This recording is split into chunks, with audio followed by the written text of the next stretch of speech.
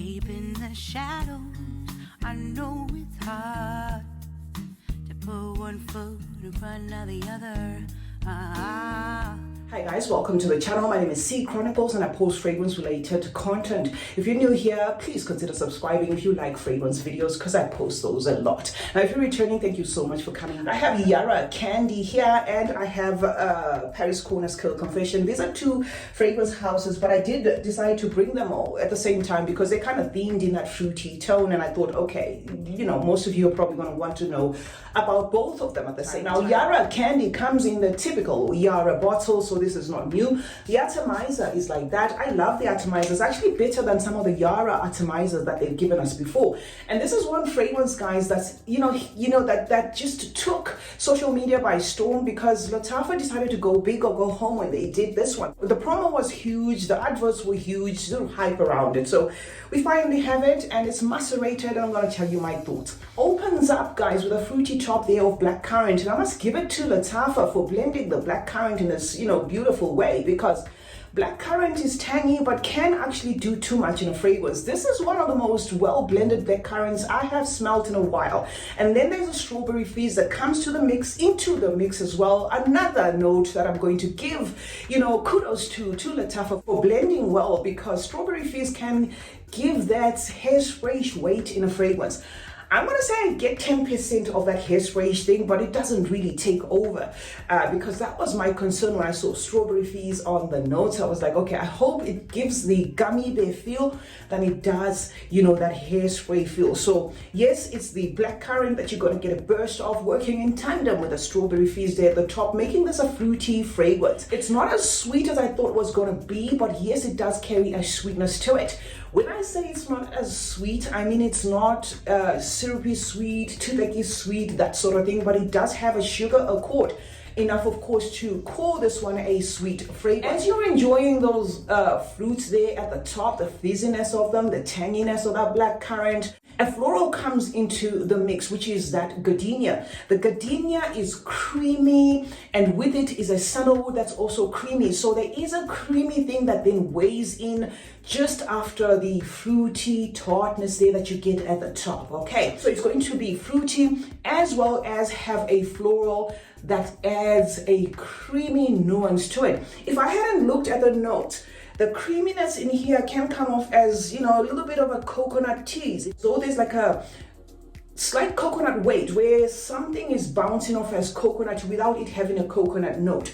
That is what this fragrance is all about, drying down, of course, to that musk and, of course, having that vanilla. These are the pros, guys, that I can say about YARA candy. The cons, unfortunately, are the lasting power. It could be just me, but this is one fragrance that does have a lasting power of about 6 hours on condition that, I kind of do maybe 15-20 sprays, if you know what I mean.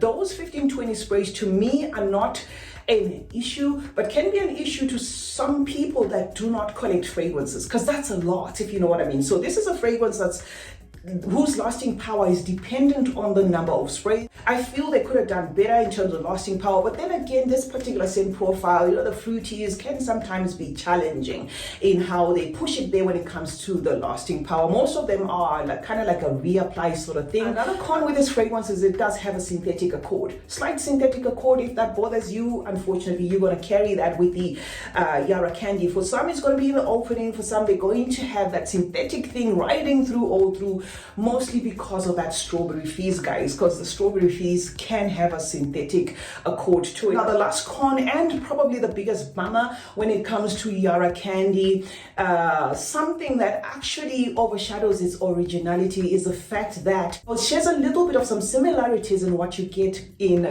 pink sugar, Aquilina's pink sugar. I mean, to be honest, in as much as I do get a DNA that is somewhat special in this, in as much as I do get the fact that this is probably a standalone, it does share an identifiable thing that I unmistakably get in pink sugar. So for some, it's going to be the utmost duh, as in when you purchase it and you smell it, you're like, oh my God.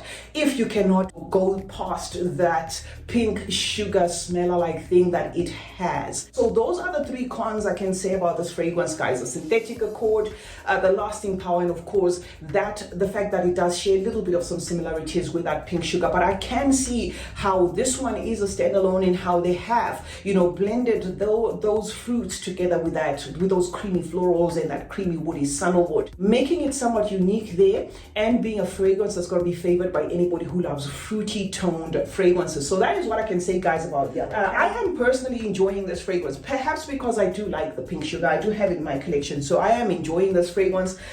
It's not a complete write-off. You can't even blind buy this. I mean, it's a nice enough fragrance, and as I've always said, from the entire YARA line, this is my favorite thus far. In as much as I raved about the original YARA, the more the original YARA sits, the strawberry tends to be overshadowed by something that comes in as a little bit sourish there. So that is the con that I can say about the original YARA. But the lasting power of the original YARA has nothing on this, and no, they do not smell the same. I'm just giving you that as an example. Moving on to the second one, guys, which I did say was going to be Khair Confection from the House of Paris Corner.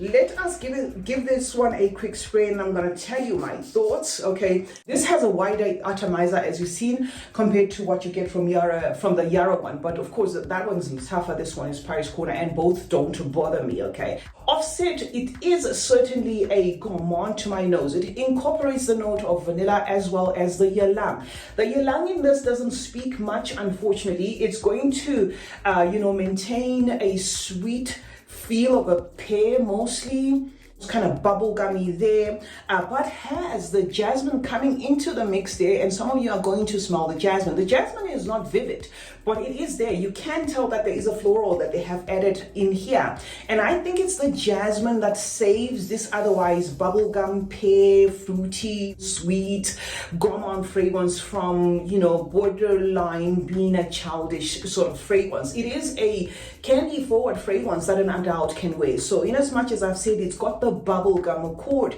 to it there, because of how the notes are mixed, Mental Shortcut has got the bubblegum accord, but that bubblegum accord doesn't make this one juvenile or childish, and I feel it is because of that jasmine weight that comes into the mix. Jasmine, though, coming into the mix again, I must say, does not push this one to make it a floral.